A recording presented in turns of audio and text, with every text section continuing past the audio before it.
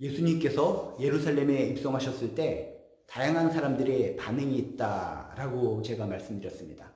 많은 사람들이 특별하게 다양한 반응을 보였는데, 먼저 무리들, 군중들의 반응, 겉모습은 겉으로는 아름답게 예수님을 환영하고 정말 승리를 정말 찬양하고 정말 호산나 외치면서 기쁜 마음으로 받아들이는 것 같았는데, 그 속셈은 그게 아니었다. 속셈은 개인적인 의도, 개인적인 생각을 가지고 예수님을 환영했다. 그래서는 안 된다 라고 우리가 생각해 봤는데, 또 한 무리를 우리가 또 생각해 볼 필요성이 있습니다. 어떤 무리인가? 제자들입니다. 제자들. 예수님께서 예루살렘에 입성하셨을 때 또 한 부류의 사람들의 반응을 살펴봐야 되는데, 바로 그것은 예수님 지척에 있던 바로 인근에 있는 제자들의 반응이라는 것입니다. 제자들은 어떤 반응을 보였을까?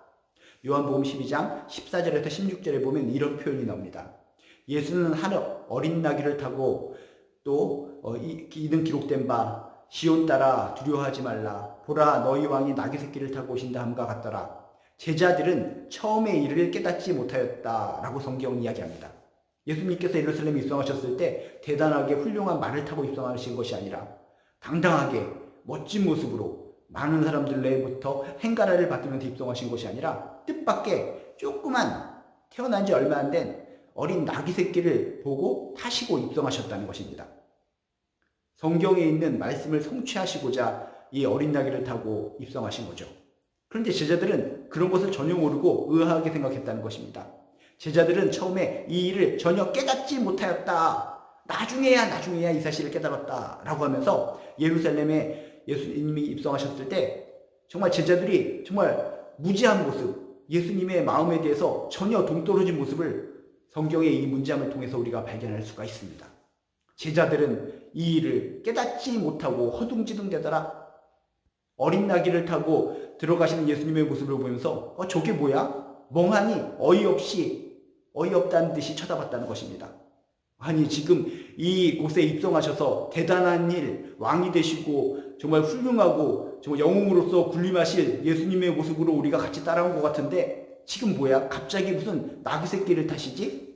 그 이상하네? 웬 망신이야? 창피하다. 진짜 예루살렘에 입성하셔서 왕이 되실 거면은 아주 멋진 백마를 타시고 들어가시고 정말 훌륭하고 대단한 모습으로 입성하셔야 되는데 저렇게 초라한 나귀 새끼를 타고 입성하시다니. 야, 우리 체면이 말이 아니다. 야, 우리 예수님을 따르는 우리가 이게 뭐냐? 우리 체면 구겨졌다 하면서 성경의 말씀이 성취된 것은 전혀 생각하지 못하고 예수님의 마음은 전혀 생각하지도 못하고 예수님의 뜻도 제대로 헤아리지 못하고 제자들은 어리둥절하면서 깨닫지 못하고 그냥 멍하니 쳐다보고 있었다는 것입니다. 3년 동안이나 공생애를 같이 했는데 3년 동안이나 예수님과 동거하며 살아왔는데 예루살렘에 입성하는 상황 속에서도 예수님의 마음, 예수님의 의도를 전혀 깨닫지 못하고 있었던 제자들의 모습을 발견할 수 있었다는 것입니다. 예수님께서 한 어린 나귀를 보고 타시고 들어갔을 때 제자들은 전혀 그 이유를 깨닫지 못하고 그저 멍하니 손가락을 빨면서 예수님의 그 모습을 쳐다보고 있는 그 모습을 떠올리면서 우리들의 모습은 어떤가 체크해 보시기 바랍니다. 우리들도 예수님의 지척에서 예수님을 섬긴다고 합니다. 예수님을 믿는다고 합니다. 근데 얼만큼 우리가 예수님의 뜻과 생각, 예수님의 마음에 대해서 알고 계십니까? 예수님의 뜻과 생각하는 동떨어진 인생을 살아가고 있지는 않습니까? 예수님이 어떤 모습에 대해서 거참 이상하시네? 예수님이 왜 저런 모습을 보이시지? 하면서 우리들도 제자들처럼 깨닫지 못하고 멍하니 서서 어이없다는 듯이 예수님을 바라보고 계시지는 않습니까? 여러분, 진정 우리가 예수님을 믿을 때 제자들처럼 멍청하니 서 있는 그런 모습으로 살아가는 것이 아니라 항상 순간순간마다 예수님의 마음은 어떤 마음일까? 예수님의 뜻은 무슨 뜻을 가지고 계셨을까? 예수님을 이해하고 예수님의 말씀을 이해하려고 노력하는 우리들의 모습이 필요한 줄로 믿습니다. 오랜 시간 동안 신앙생활한 것이 중요한 것이 아닙니다. 신앙의 횟수가 중요한 것이 아닙니다. 짧은 시간을 신앙생활했더라도 주님의 마음을 이해하고 헤아리는 것이 중요하다는 것입니다.